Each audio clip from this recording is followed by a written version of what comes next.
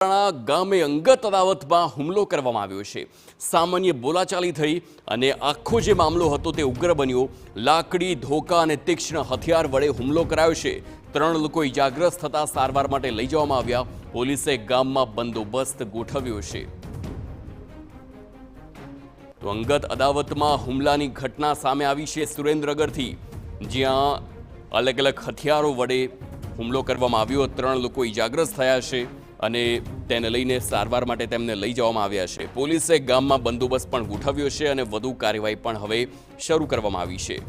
તો લીંબડીના બોરાણા ગામની આ ઘટના છે, જ્યાં અંગત અદાવતમાં હુમલો થયો છે। આખરે કઈ બોલાચાલી હતી તે તપાસનો વિષય છે, પરંતુ આ દ્રશ્યો હોસ્પિટલથી આપ જોઈ શકો છો, જ્યાં ઇજાગ્રસ્તોની હાલ સારવાર ચાલી રહી છે। સંવાદદાતા સાજિદ બેલીમ ફોનલાઈન પર છે। સાજિદ, આ હુમલો કોની વચ્ચે થયો હતો અને કારણ શું હતું?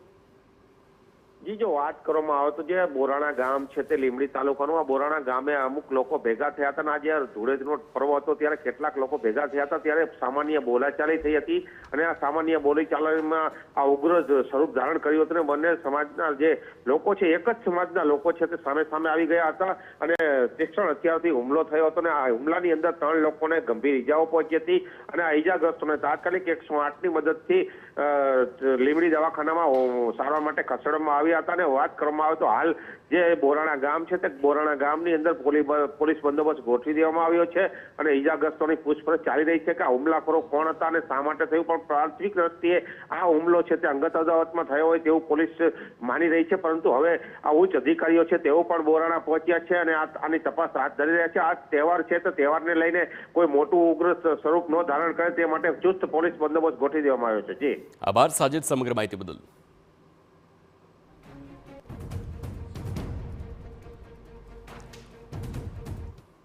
સમાચાર